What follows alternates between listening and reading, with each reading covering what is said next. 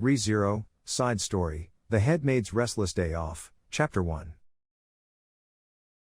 It wasn't as if Subaru had any special reason for having these realizations. Subaru, weird.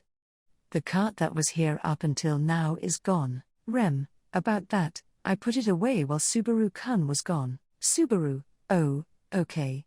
Thanks, Rem. Subaru, weird. I thought I had tools out for tending the lawn, but, Rem, about that, I had some spare time, so I took care of it. Subaru, is that so? Thanks as always, Rem. Subaru, weird. I thought I'd give a hand to help set up the tableware because it's just about that time to eat, but, Rem, about that, don't worry about it. Subaru-kun could go take a seat. Subaru, really now? Looks like I won't be making my appearance on the stage. As expected of Rem. Subaru, weird. Come to think of it, the writing practice homework that Ram told me to finish is, Rem, about that, I copied Subaru's handwriting and took care of it. Subaru, is that so? Doesn't that look, a bit different? Like, I'm thankful, but... The Headmaid's Restless Day Off, Chapter 2. Subaru, Rem, I think you should at least have one day to rest completely. Everyone gathered at scattered times as Subaru made this suggestion. They heard this suggestion, and then the 5 people and the 1 small cat were astonished. However, the person who was the most surprised of all was the aforementioned blue-haired girl Rem, who had been setting up the table right beside Subaru, who sat in his seat, tilted her head in a lovely manner. Rem, a day off for me? Did I perhaps do something careless? Which is why Subaru-kun suggested a. Subaru, no, that's not it. That's not it at all. In fact, I've never had any complaints at all about your work in the first place, but I also want to point out about how that's problematic as well. Rem, even after hearing Subaru's explanation, Rem only responded with a face expressive of a question mark. She wasn't aware at all about how she overworked herself, but on the other hand, her employer and the sinfulness of her surroundings proved it. Rem somehow becomes pitiful, so Subaru head patted this girl who stood next to her. Lately whenever Subaru did this, Rem would be happy and would unconditionally make an expression that looked unreasonably gentle as she received her head pats. Roswell, in other words, you mean that?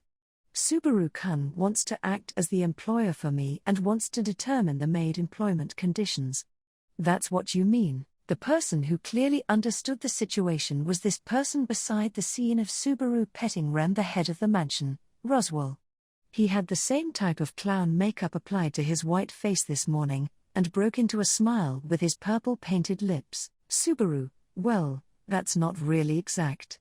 I can't really say that I object, but that's close to what I meant. Ram, how rude, Barusu. What a rude thing to say to Roswell.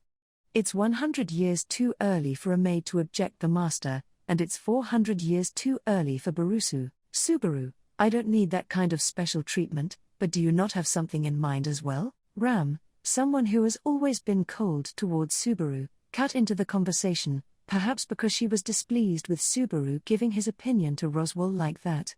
Subaru frowns at Ram, Roswell's top advocate, and, Subaru, Rem is working a bit too hard, or rather, Rem is the only one who has to deal with the mansion's maintenance so much.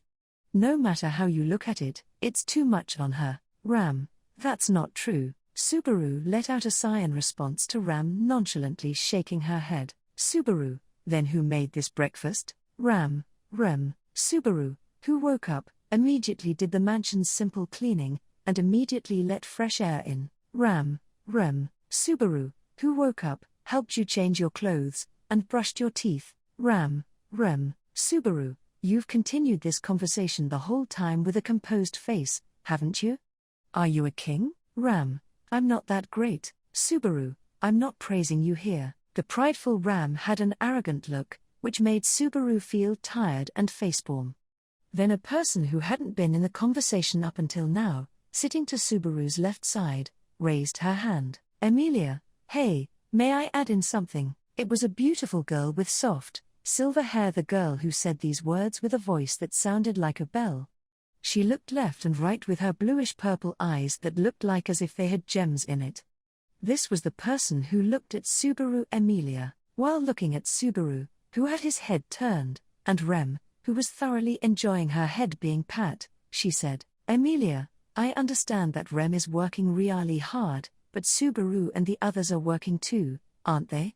And yet you're saying that you only want to give Rem a day off, Subaru, Emilia Tan. I'm happy for your consideration, but this is about the amount of work she has to do and its intensity.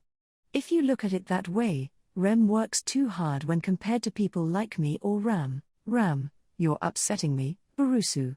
Whether or you are useless or not, being the half-man you are, I'm handling my job easily without fail. Don't group me with yourself in this matter, Subaru, you're being given the same workload as this half-man, so I don't want to hear that come from you. Moreover, what do you do when I'm not there? Did you do the work I was supposed to do now, Ram? That's a silly question, Barusu. Rem did it, Subaru, you may not be aware of this, but not a single good thing has been said as of right now, seeing that it would be a waste of time to continue talking to Ram and that he should have direct talks. Subaru turned towards Roswell. While giggling from wondering about what was so fun about the situation, Roswell urged the story to move on to the next part with a gesture of holding out his arm. Subaru, if we look back a bit, there are other instances of Rem being treated improperly. For example, the Demon Beasts incident, which was when we prevented the damage without Roswell. The topic Subaru brought up was about the trifling incident that happened just the other day. Woolgums, which are demon beasts that live in the forest, had attacked the Roswell mansion and the latest Alam village.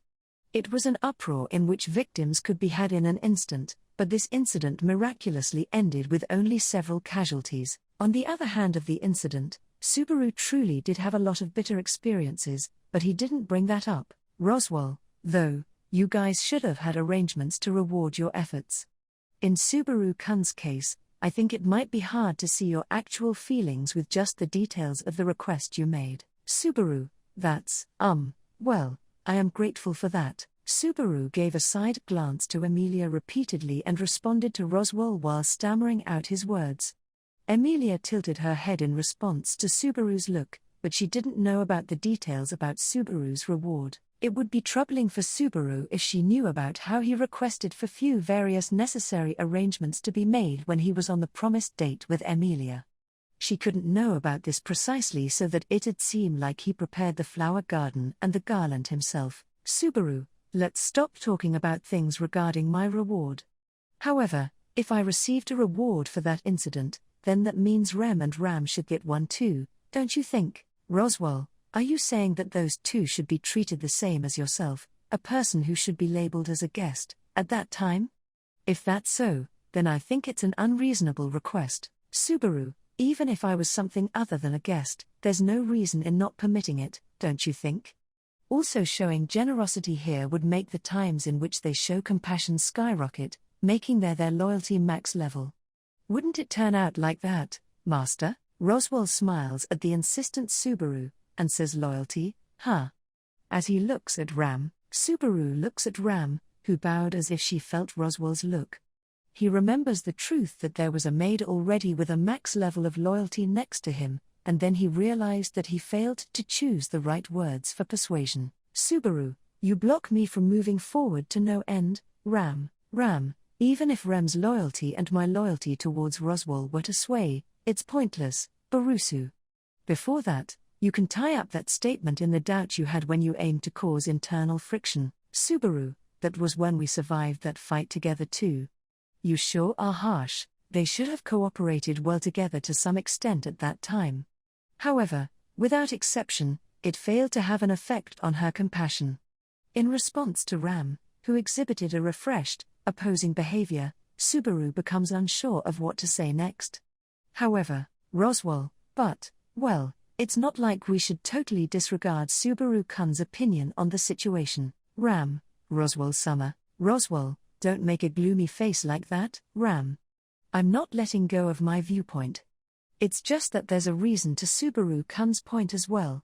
I was close to oversighting that incident, So if I don't bestow a single reward for you guys who defended against the demon beasts before anything happened, I would be called a poor noble. Ram, Roswell Summer, I would like you to hand over your favorite pen. Subaru, man, you don't change your attitude very easily at all. In response to Ram frankly indicating what she wanted from him, Roswell handed over the pen that he had on his chest. Ram accepted the pen respectfully, and softly put it to her chest as she took a step back. Anyways, this was equivalent of repelling the biggest obstacle. Roswell was understanding, so Ram's withdrawal was simple to fix. The next thing to take care of was the main point. The decision would be up to Rem. Rem, Subaru-kun. Rem, who was being patted on the head endlessly throughout the conversation, blinked with her eyes. Subaru, so, well, we've obtained the right to be rewarded. It's an employee victory for us. All right, you can ask for anything. Ros-chi will take care of all the assets and the authority needed for it. Roswell, it would be a bit problematic if you set your expectations too high, though. Rem was in front of Subaru, and she smiled at him with her blushed face with the kind expression she had in her light blue eyes. He saw the clown let out a wry smile on the side, but anyways, he became aware of it and then decided to ignore it. Rem, thank you, Subaru-kun. But I am happy just by spending time with you and Nei-sama in the mansion. So I don't need anything more, Subaru, but that would take away the meaning of this whole conversation we've been having, or rather, that would mean, in terms of the flow of events, it would be a single person's victory, Ram's victory, who received the feather pen. Rem kindly being unselfish was a virtue, but for her to not ask for luxuries when she should have that would wrong. It would be wrong for others to let her do this, and it would be wrong for him to not think of it as something lonesome. Emilia, well, can't we just try what Subaru said in the beginning? The person who clapped her hands together and made a suggestion when the conversation started to stagnate was Emilia. Emilia, I've been doing some reflecting as I listened to the conversation you guys have been having. Although it is her job, I've always been relying heavily on Rem too. Since I believe this, it would be natural for Subaru and Ram to think the same as people who work together. In response to Emilia, who sought for agreement to her opinion, Subaru made a bright gesture to indicate his agreement. Emilia, so, I also agree with giving Rem a reward. However, Rem said she doesn't need one, so I don't think it'd be right to do so. Subaru, so, what do you suggest then? Emilia, in the scene of giving rewards, not being able to give anything would bring pain to Roswell as well, I think. Rem is a good girl, so I don't mean to restrict her from being rewarded, but properly rewarding her work is also an important role. Oh, it's written in the book. Just when he thought that she said something splendid, it seemed that she only talked about second-hand knowledge. Emilia, who stuck her tongue out and gave a bashful smile, said thus to Rem, who had a slightly surprised face, and continued speaking. Emilia, I want you to be less undemanding. We want to do something for you because you always work hard, although it might be difficult. Rem, Emilia Summer. Rem had an amazed look in her eyes as if she was seeing the light. Subaru wasn't really having much of a change in his heart through reasoning, so Emilia's persuasion moved him deeply as well. Ram, so what does following Barusu's initial suggestion outline exactly? Ram, who was completely calm with the feather pen kept in her breast pocket, threw her question towards Emilia. She accepts the question, raises her finger, and then, Emilia, that's easy to explain. Even if we think like this and make requests, Rem would surely say that she is busy and doesn't have time to think calmly due to her being occupied by her work, all the more reason to give her at least one day to rest. I also think it'd be nice if she could think about her reward too. Subaru, I see. Subaru gave honest praise to Emilia's idea, seeing as she had thought more about it than he expected. It seemed that Ram and Roswell had the same opinion, as they both had no indication of disagreement with their nodding. The only question left would be Rem's take on the proposal. Rem, Emilia Summer. I am truly thankful for your concern. I also only feel shame about myself for not being helpful with some parts of the matter. However, giving me a reward and time to rest is too considerate. I only caused trouble during that incident, and if I'm not at the mansion, the apologetic Rem, who had her eyes cast down, started to line up her cautionary objections. Simply put, she had no hesitance in her voice, and you could catch a glimpse of her toughness of persisting in her opinion. Thus, Subaru, Rem, yes. Subaru-kun, Subaru, let's take a day off, Rem, yes. If Subaru-kun says so, it turned out like this. The Headmaid's Restless Day Off, Chapter 3. They were still at the breakfast place, so the preparations for her day off were settled on this day. Subaru proposed that they spend a whole day off to rest from tomorrow, but as expected, Rem was only firmly refusing it. Subaru, and with that, I would like to make a decision about Rem's portion of work for this one day. Rem is going to rest, but that doesn't necessarily mean that no deficiencies will appear or that she'll actually be able to let herself rest. We all have personal experiences with just how hard Rem works and we truly feel it, so this should be a very significant program in which we will commence from now on to honestly have her feel our gratitude. Subaru forced Rem to go to her room, separating their locations, and he explained the intents of the project that came out before. The person who took his explanation in and raised her hand was Emilia. Emilia, hey, Subaru, can I say something? Subaru, go ahead, Emilia-tan. Your modest attitude of raising your hand when you share your opinion is nice. What is it, Emilia? I really am in agreement with Rem's day off and with what you said, but it might be problematic if you don't talk the others as well to get their agreement. Emilia puts a finger on her lips and glances towards the side. The people gathered there were all Roswell's mansion's residents, excluding Rem. In other words, there were people other than the employees Subaru and Ramel. Master Roswell was also gathered there. The person who had a particularly dissatisfied-looking face was, Subaru, how long have you been pouting? You haven't been joining in on the conversation, so this isn't just a matter of you not having a cooperative personality. Beatrice, why are you doing this while assuming something like that my cooperation is a given from the beginning in the first place? That's the actual really perplexing matter. The person who said this and glared at Subaru was this petite girl who sat on her chair with her arms crossed. It was this girl who wore a dress and had creamy-colored hair, which was in an Oju summer type of drills hairstyle. This girl was Beatrice. While it is true that Beatrice did appear at the dinner table when it was time to eat, she would basically persist in abstaining from getting involved with anything in the mansion.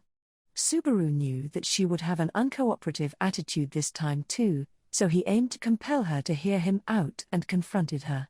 He expected Beatrice to make a face indicative of not being compelled to get involved even after listening, but, Subaru, Rem habitually and thoroughly takes care of you too, you know.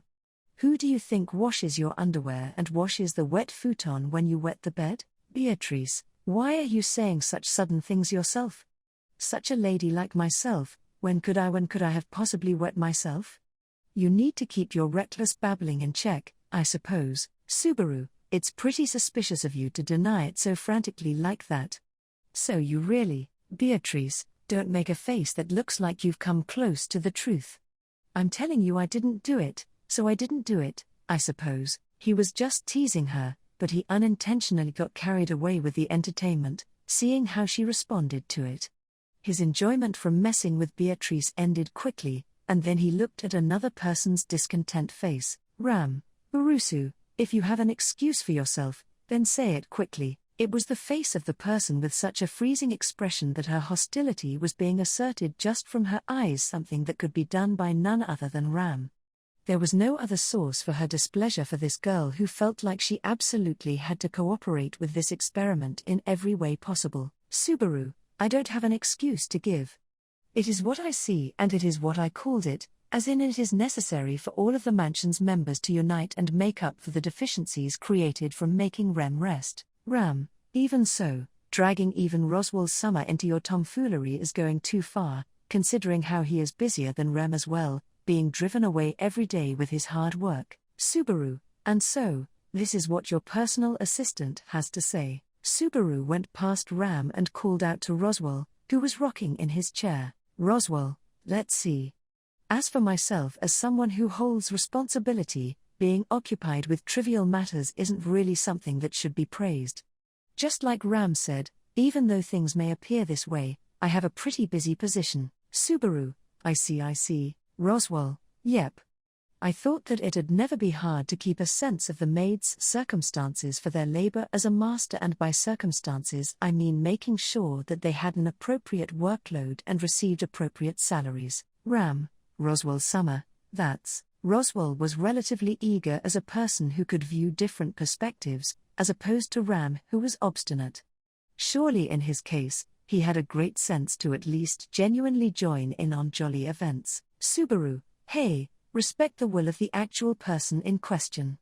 Didn't you say that it'd be 100 years too early for a maid to object the master? Ram, lowly people like Barusu shouldn't get carried away with finding people's faults. He was reluctant to admit it, but Ram, the person who took his opinion, had an uncommon type of acuteness in judgment.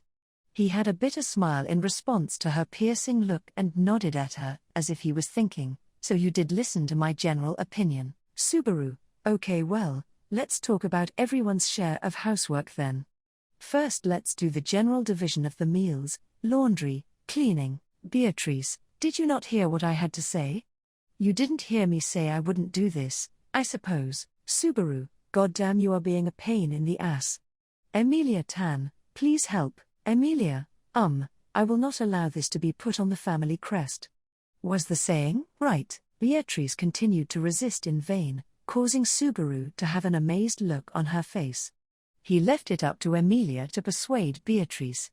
Emilia heard his request, said the set phrase Subaru taught her, and held out her hand. A grey furball was on top of Emilia's palm. When the rolled-up furball understood that it was his turn to make his appearance, he expanded his body, shook his pink nose, and looked at Beatrice. It was Emilia's contracted spirit, having the same use as Beatrice as a type of weapon used for a battle. This was Puck, the cat spirit. Puck, Betty, Beatrice, ooh, Ni-cha. You are cute today as well. Puck, thank you. So Betty, I understand what you are trying to say, but I understand what Subaru is saying as well. Besides, I feel like it is our duty as spirits to occasionally show tolerance for the children's sake. Beatrice's blue eyes twitched in response to Puck's calm manner of speaking. As one would expect, Beatrice's pride would probably not allow herself to submit to Puck's standards and change her current opinion. Beatrice Ni-cha's point is expected, I suppose. But, Puck, Betty. Please, Beatrice, if Ni-cha says so, then I guess it can't be helped. Subaru, you sure are simple. The problem with Beatrice was solved with extreme ease, and so with this the dissenting opinions were resolved. The next things to talk about were the allotment of the work and dividing people into groups. Emilia, how should we divide people up? Subaru, the general work can be handled just like how I said before. If we include Puck, we have 6 people for it, so if we split up in pairs, I think it would work out well. As for the actual dividing, intense looks quickly came about from the two who had dissenting opinions before. He understood what they generally wanted to say, so he nodded. Subaru, how about Ram and Roz Chi, Biko and Puck, and me and Emilia Tan? Emilia, I'm fine with it, but are Puck and Beatrice fine with it too? Puck, Fufafu, Leah is a worrywart. I am fine with it. I'll make the best use of this small body's advantages and pick up coins that fell under the drawers too. Subaru, the opportunities for the application of your advantages are way too narrowed down. He didn't understand why Puck was brimming with confidence, but there was no point estranging him seeing as how he had determination. It was better than having him take care of dinner and mixing all of the cooking with cat fur. Subaru, Biko, would you prefer to do the cleaning or the laundry? You choose. Beatrice, out of those two, I can make use of my magic with the laundry, I suppose. Subaru, okay. Use this as a chance to wash all the soiled underwear you have hidden in your room. Beatrice, you really don't get it.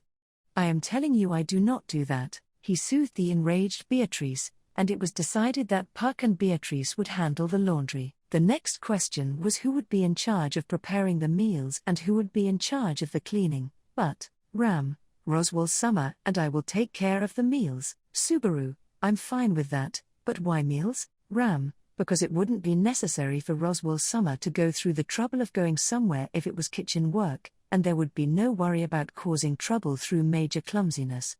Worst case scenario, Borusu could even eat vegetable scraps that are left out, right? Subaru, I was born on a year of the rabbit, but I am not a vegetarian. Subaru's point was washed away from Ram's scornful laughter. That being said, the person in the mansion without Rem who had the most balanced abilities for housework was Ram. The meals would particularly show its results clearly in its taste. It was not wrong to choose Ram as the person to be in charge of the meals. At the very least, she also had her killer steamed potatoes up her sleeve. Roswell's cooking was also a concern, but he didn't have any tragedies with his meals. Subaru, therefore, Emilia Tan and I will inevitably be appointed to the cleaning. I feel that it will be a painful and difficult battle, but will you believe in me and keep up? Emilia, yes, I understand. I'll work really hard so that I don't hold Subaru back. Subaru, dang, this girl's courage is cute. Emilia took a triumphant pose with her face burned with ambition. Subaru gives a satisfactory nod at his partner's reliable attitude and ends the division of roles peacefully. Subaru, all right. Then let's all get to our own share of work. First of all, Puck and Biko, I'll show you the place with the gathered clothes that need to be washed, so follow me. And, before each of them went into their works with their decided roles, Subaru looked back at the entrance of the dining hall. He saw a blue-haired girl peeping through the gap of the slightly open door looking towards him. Subaru, and about the decision that she would spend her time idly, although she might not be calm. Rem, yes, I understand that, but I am worried. Subaru, that troublesome workaholic part of yourself is showing. Rem. Today is Rem Day.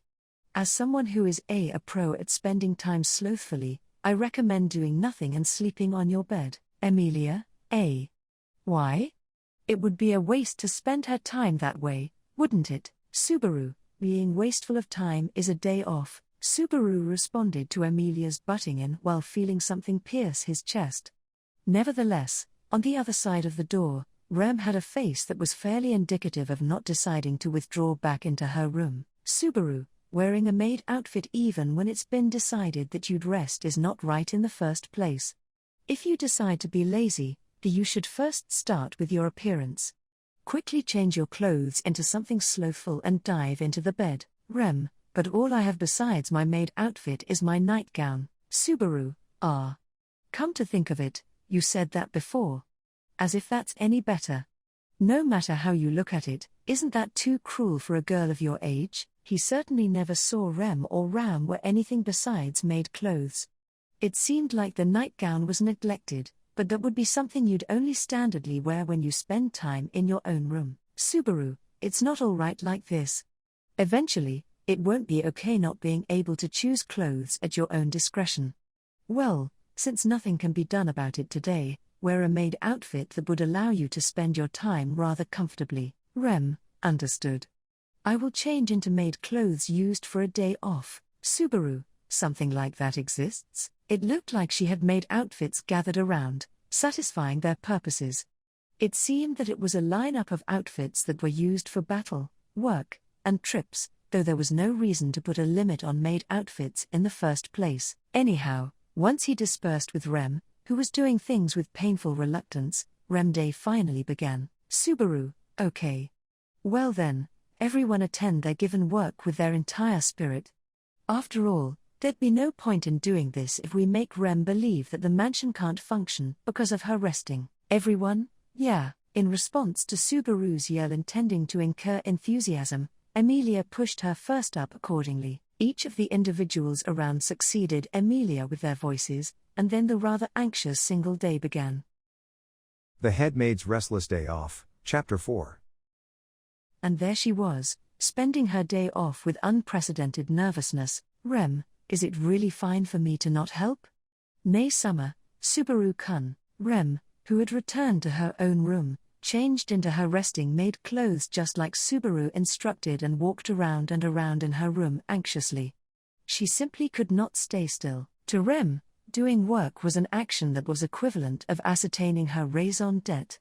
Of course, this didn't mean that Rem's fatigue was unbearable, but it was also true that she couldn't feel at rest on this day off that took place so suddenly. Rem, let's take a look after all. Rem looked like she was calm and being strong with patience, but the truth was that it was unexpectedly too much for her to handle. She felt anxiety tensing up within her chest, which was a chest bigger than her sister's, immediately left her room, and started to move around the mansion while taking quick looks around to make sure no one was there. Rem, if I'm not mistaken, then Nay Summer and Roswell Summer were put in charge of the meals. They should be in the kitchen. First, she went to peep on the person who was her other half, the person who she could put the most trust in regards to work. Rem.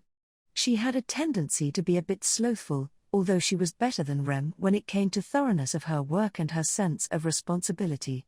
Or at least, that's what Rem assessed. She trusted Ram's own choice to take charge of the cooking. She trusted her choice, it was just that she was about 2 times more worried than she usually was. Rem perceived the sweet aroma coming from a certain innermost passage of the kitchen with her sense of smell and got closer to slip into the entrance. Ram, Roswell Summer. I am sorry for having it come to something like this today. I will make sure to reprimand Barusu after this, yes, firmly. Once Rem peeked inside, she heard Ram's frightening voice and she stopped moving. Ram tried her best to not show her emotions to other people, but Rem, someone who accompanied her since birth, could guess what her older sister was feeling from her calm voice. As a result of the censor for her older sister that was cultivated through experience over many years, Rem could perceive when Ram was enraged. Even so, she was angry with a type of intensity that she had seldom witnessed in the recent years. When she took a glance inside, she saw Ram peeling off vegetable skins with fierce vigor. In Ram's hand, a person who was skillful at using bladed objects, it looked as if all the vegetable skin was starting to peel off like magic. Roswell, you don't have to overreact to that extent. It's important for you guys to put aside your feelings for work, seeing as how Subaru-kun hasn't coaxed people with any of his. The person watching over Ram comfortably while resting against the kitchen wall was Roswell. While looking at Ram's back, who was working, Roswell swung around his raised finger. Then the pan that was set on the work table for the fire demon crystal shook, the arising aroma from the steam filled the kitchen, and it flowed towards the corridor as well. The labor was divided with Ram cutting up the ingredients and Roswell watching over the pan. Ram's responsibility was a bit bigger than Roswell's, but if you considered their positions, it would allow them to compromise befittingly. Judging from how Ram looked, she was probably full of feelings of wanting to act as an agent for everything and would have Roswell sit. Ram, Roswell Summer is too easy on Barusu. If that causes a misunderstanding, he'd be a bum. Even today, Roswell, then do you think giving Rem a day off was a mistake? Ram, well, I felt like it'd be fine to let Rem do things the way she wants. Roswell, she certainly has been becoming more enthusiastic than before lately. However, being in high spirits and being made tense are 2 different things. I believe that this current trend is better than how it was before. Ram kept her mouth shut in response to Roswell's words, and Rem held her breath as she listened attentively to the conversation. She was listening to them talk about herself, so Rem became very embarrassed. She didn't even peep on them with this intention, so it was as if she was similar to a thief. Ram, let's go now. Ram and Roswell's cooperation was steady, since they've known each other for a long time. There was nothing like worry about them breaking off relations with each other either. Just when they were about to leave, Rem took her back off of the entrance. However, Roswell, well, let's leave it at that I guess. She heard Ram's reply and gently held onto her chest. After that, she peeked into the kitchen to give a last glance. Then, her eyes met Roswell, who was inside the kitchen. However, Roswell just gave a wink towards Rem, overlooking how their eyes met, without saying anything. She took in the consideration from head of the household, and went away from the kitchen as she headed back to the corridor while once again silencing her footsteps. Roswell may have noticed that Rem was there from the start. If that was the case, perhaps he brought up the topic to Ram in order to let Rem know about his opinion. Rem, thank you, Roswell Summer. Rem left behind words of gratitude for Roswell's nonchalant consideration and headed towards her next stop. The next individuals she'd check on were Puck and Beatrice, who should be taking care of the laundry. In some way, these 2 were the most unexpected in the current division of groups. Rem, normally you'd think that they should be working at the watering place, but The clothes that needed to be washed were collected in the morning and packed towards the large public bath. Whether they were wet or not wasn't a problem. It was a place that used a great amount of water, and it was customary for individuals in the mansion to use the watering place of the bathhouse to do the laundry. If they followed that custom, then those two should be doing the laundry there. Now that I think about it, I wonder if they'll know the differences of the specific cloths. She suddenly became aware of an uncertain factor and started to feel uneasy. Maid outfits and Roswell's clothing did not have small accessories like handkerchiefs. As for Emilia's clothes and the women's underwear, these were articles of clothing that could not be jumbled together for laundry. The color change and the amount of damage done to the material would be extremely unpleasant if they were jumbled together. Even when the laundry has at least always been taken care of by either me or Summer, she repents for having forgotten about that.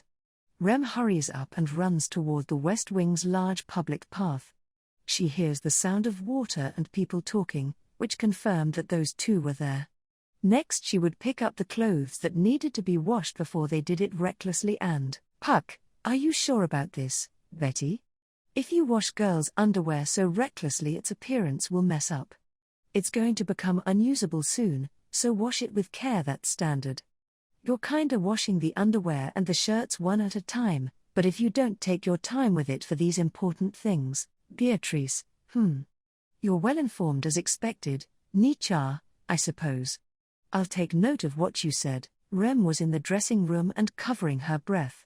In front of her eyes, she saw Beatrice putting her hands into the hot water drawn into the bucket washing underclothes.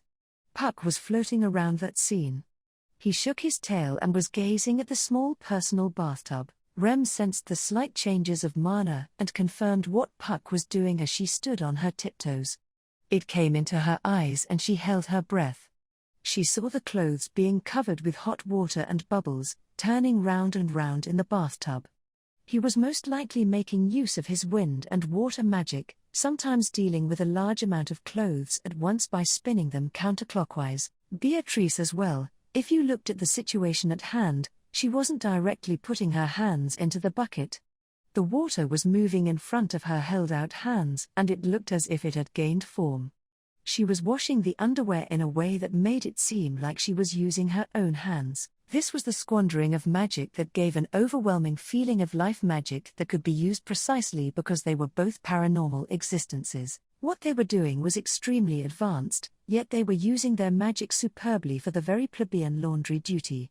She became even more surprised, but Puck was strangely well informed on the life of humans. That was his bag full of wisdom. Puck, if you wash the detergent together with it like that, you'll be washing it out too much with the cooling water. If you don't wash it properly, the white material will turn yellow. Having the material in a place with good ventilation and drying it in the shade while avoiding exposing it to the sun would be considerate for the underwear when drying, or rather, he was so informed on the life of humans that it was a bit unpleasant. He may have learned it for Emilia's sake, but where he learned it from was truly a mystery. Rem, it seems like I don't have to worry. The ignorance part of the factor that she was the most worried about was cleared without a sense of danger. Rem disregarded the incomprehensible parts and was felt relieved from her worries, seeing as how this area was fine as well. Beatrice, nevertheless, doing the laundry is troublesome. All those humans dirty various things just by living. Dealing with that is troublesome for them, I suppose. Puck, we refresh ourselves after going in and out a bit after all. Or wait. Were Betty's circumstances a little different? Beatrice, just a little. In regards to dirtying, it's the same as Ni-cha, I suppose. Beatrice dropped her tone slightly and then looked into the bucket. Then, Beatrice, it's troublesome even when using magic, yet doing things like washing clothing one by one feels like an abnormal thing to do. I am already fed up with this just after doing it for a short while. Puck, but the people who do it every day are Subaru and those girls. We don't need to do the laundry, but we do understand the importance of food and cleaning. They get tired from having to take care of all of that every day. I can understand giving a day off every now and then. Beatrice, it's not like I didn't think a bit about that too. The genuity of Beatrice's feelings were more perceivable than the genuity of Puck's feelings, which you couldn't see. They were more perceivable because Rem, who already came out of the dressing room, also remembered about how the little girl had a blushed face. Rem, thanks you too for your concern. She left the dressing room, headed towards the bath, and then bowed. After that, she went towards the place of the last pair for today's share of work. It was the pair that Rem was the most worried about. She was worried about if they'd be able to deal with the butting in and interfering. They were the most worrisome pair. Subaru and Emilia should have been starting the cleaning of the West Wing for today. Emilia, cleaning gives that feeling of covering my face with a cloth after all. Subaru, that's a phrase you don't hear nowadays. Rem was heading towards the third floor of the West Wing when she heard their voices and then quietly held her breath. When she put her back against the wall and peeped through the corridor, she saw Subaru holding cleaning tools in his hand and Emilia wiping the windows. Emilia had her hair put together in the back, wearing an apron and wearing a white cloth on her head. Rem thought it was lovely how Subaru was stealing side glances at Emilia. Emilia, nevertheless, this place isn't really that dirty either. It looks like it gets cleaned really well. Subaru, well, that's because the 3 buildings get cleaned by turns in the daily special rotations. Moreover, the West Wing isn't used that much in comparison to others. Places like this floor's dance hall are completely unused. Emilia breathed on the window and then wiped it, which made squeaking noises. At the side, Subaru was using the stepladder. He checked the windows and above the door and then shrugged his shoulders with a face indicative of losing his will to continue. Subaru, I give up. It's clean here too. I never thought I'd live to see a day where I'd feel displeased about something being clean. Emilia, you really said it. However, that alone shows how Rem does her work with utmost effort. I might have not noticed that at all until I looked around like this. Emilia smiles at Subaru, who was at his wit's end, briefly looks over the passageway and let out a sigh. Emilia, something like this cannot be taken lightly. I wanted to do something for Rem's sake, yet this was also a learning experience for me. Subaru, thank you. Subaru, eh? Yeah, right. Just what I aimed for. Using a regular day to teach Emilia Tan about having someone support you and allowing Rem to rest too is like killing 2 birds with 1 stone. Huh? Emilia, sorry. I don't really understand what you are trying to say. Rem could also relate with not understanding Subaru when he became embarrassed and would start talking fast. Subaru dropped his shoulders and was dejected in a way that made it seem like he had the same impression of Emilia that Emilia had of him. Emilia, however, when I clean the mansion like this, it reminds of the thing that happened a little while back. Subaru, what happened a little while back? Emilia, I also tried to work like Rem just for a little bit, though it caused various misunderstandings. Fufu, it's a nice memory to me now. Subaru, ooh, I see. There's no way you wore something like a maid outfit. There's no way, right? Emilia, nope, I wore one, although it was short, unlike Rem and the others' maid outfits. Subaru, seriously? Why was I not there? Emilia, You weren't there obviously because you and I still hadn't met at that time. In response to the bitter Subaru, him biting his lips, Emilia was tilting her head with a look of astonishment on her face. Emilia was a sinful person for being someone who didn't notice anything even when Subaru was that easy to understand. On one hand Rem felt sorry for Subaru, and on the other hand she also felt relieved from their lack of progress. Subaru, huh? Come to think of it, today 1, 2, 3, and when she was coming to accept herself, Subaru suddenly started counting the number of times he raised his voice. He counted on his fingers, muttered a small "that's not okay," and gazed outside the window. Then, Emilia, Subaru, what's wrong? Subaru, I forgot that I have some important work to do. This is a matter of neglecting a duty, huh? Emilia, some important work to do, is it something that needs things like time and other people's help? Subaru, nope, I'll be fine alone. However, it's a type of work that cannot be neglected. Subaru scratched his cheek and had a face indicative of him regretting his inadequate foresight. Emilia put her fingers on her lips and went into deep thought, scrutinizing Subaru's response as she let out a nod. Emilia, all right. If that's the case, then Subaru can go take care of his work. Surely I'll be fine with this building's cleaning, even if I'm by myself, after all. It's almost done too, so, Subaru, Emilia-tan. Will you be fine without me? You won't feel lonely, Emilia? That really won't make me feel lonely at all, so don't worry, Subaru. Why are you denying it with emphasis? They had their usual interactions and then Subaru left Emilia's side, seemingly with traces of regret. Emilia waved goodbye with her small hand and then raised her voice to get psyched as she said okay. Then, Emilia, all right, I also told Subaru some ensuring words, so I have to do my best. I gotta show him a sight of doing things as if it was a piece of cake, despite doing it by myself. It'll make him laugh later. Even though Emilia knew about how there was nothing that would make Subaru laugh at her, she took the bucket and housecloth and went into a different place of the mansion without minding it. If she was in this mood, then she'd probably have no trouble with her cleaning either. If there was something to worry about, then that would be, Rem, I wonder where Subaru-kun went. Subaru parted with Emilia and went off to God knows where by himself. The meals, laundry, and cleaning work were all being taken care of when it came to important work that could not be neglected. While Rem was pondering about where he could be, she remembered about how Subaru was looking outside the window and arrived at the answer. The Head Maid's Restless Day Off, Chapter 5. Rem, is it okay for me to be with you, Subaru-kun? Subaru was standing at the place where he came out of the mansion's main gate and looked at Rem with his eyes wide open. Rem's words caused him to make an embarrassed look with his face and scratched his head. Subaru, I guess Rem really did predict it after all. Rem, no, I also forget about it until just a little while ago.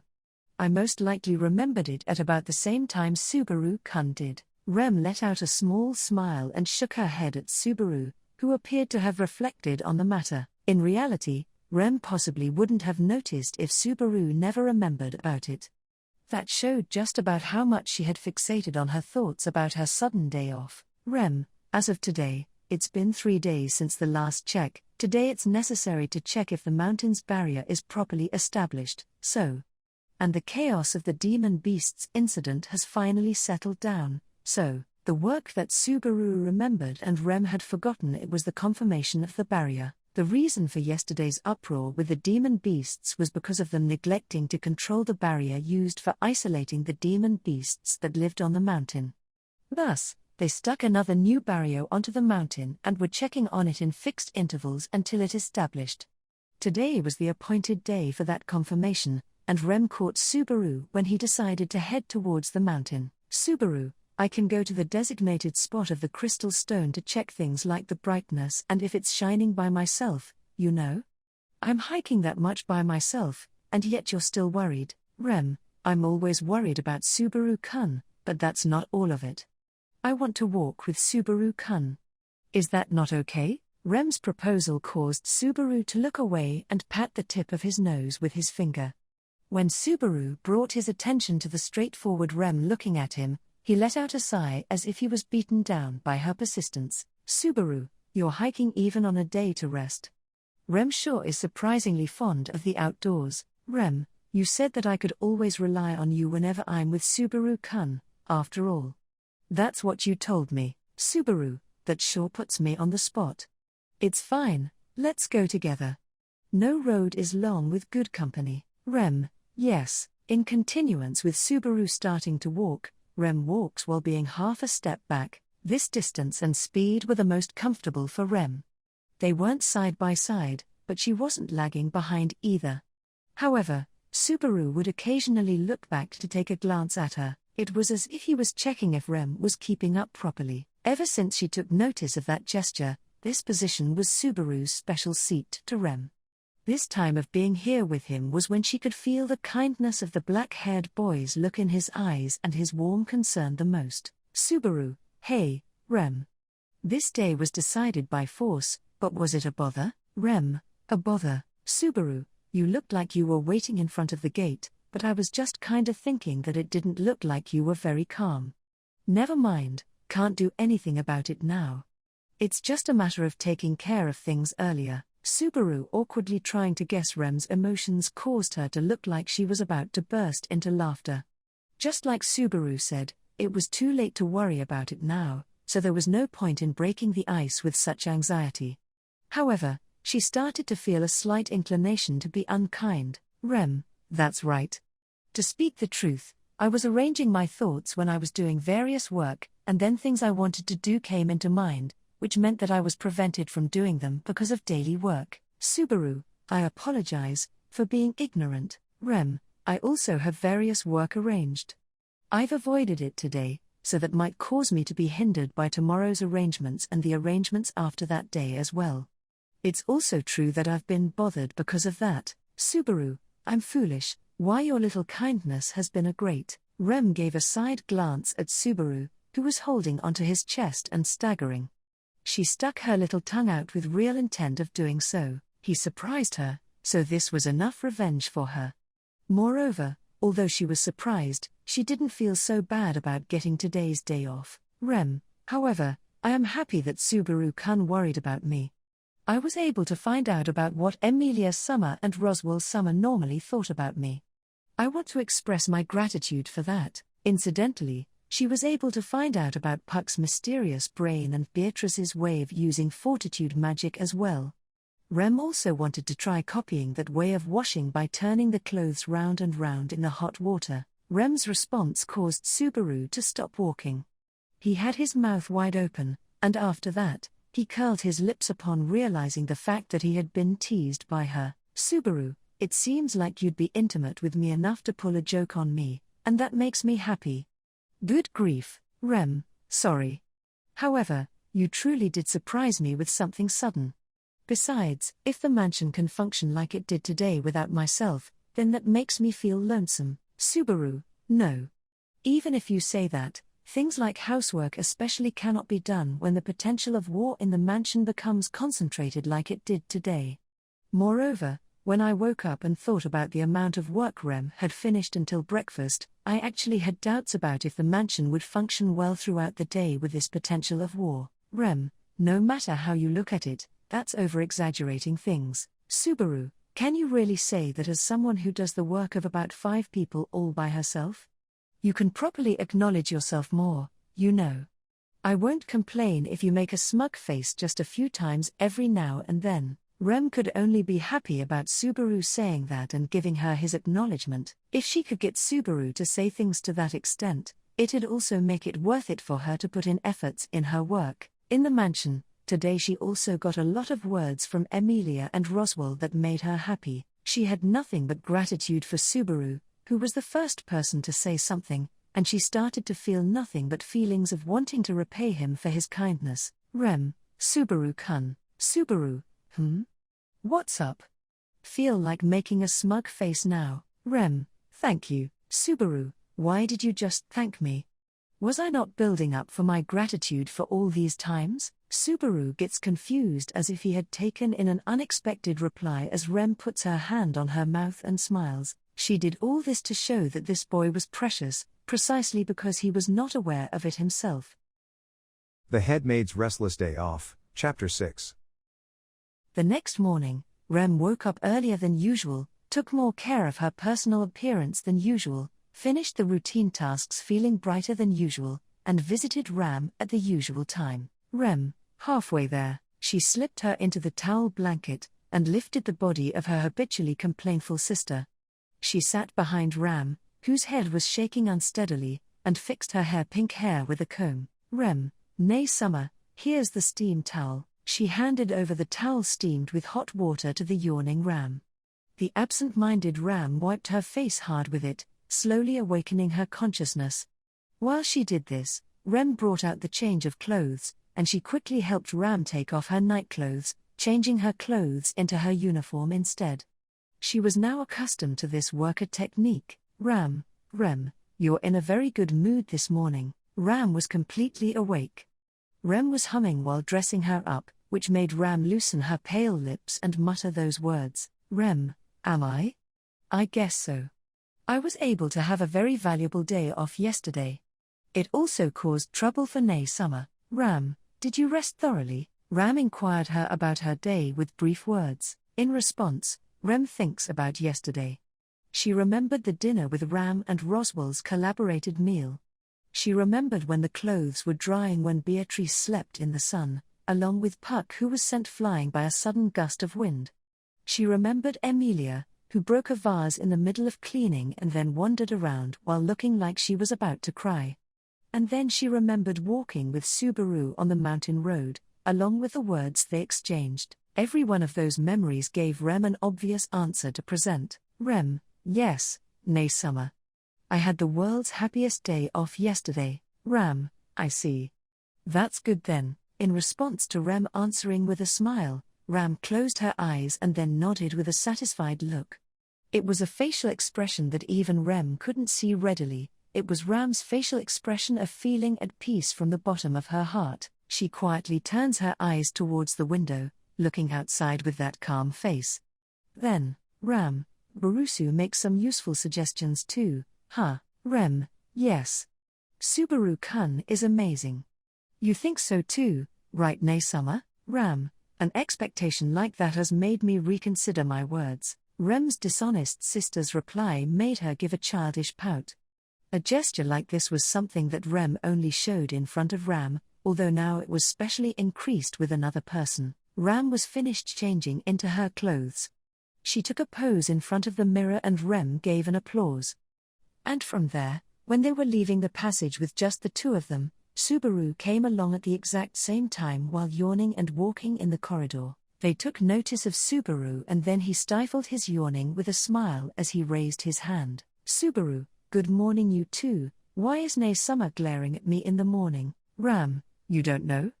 A woman makes a face like this when she finds a dark grey corpse in the morning. Subaru: I don't want to think of that as the answer to my question. It seemed that the conversation they had in the room was being prolonged.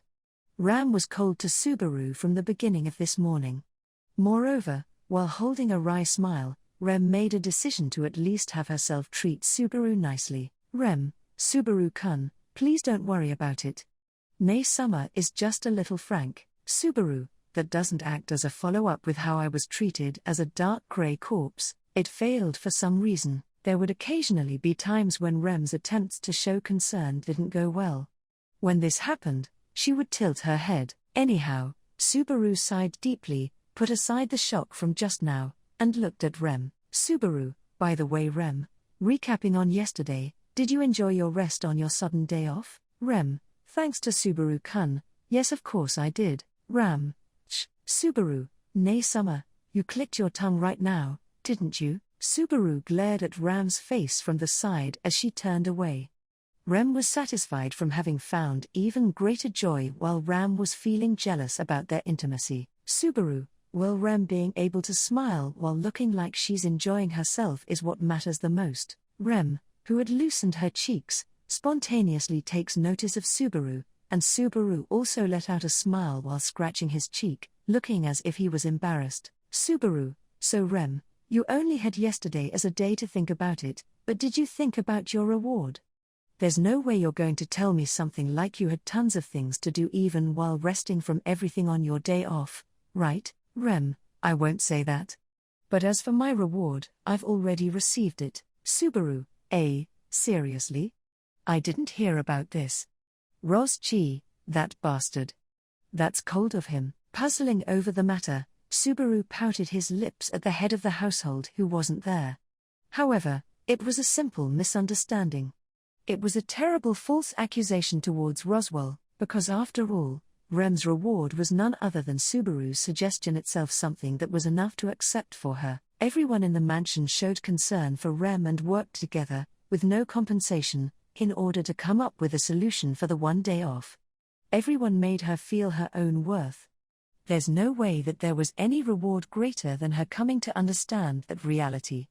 Thus, Rem: I'll do my best with my work today too. Rem said that, showing a smile to the two people she cared about, a smile that was more charming than usual.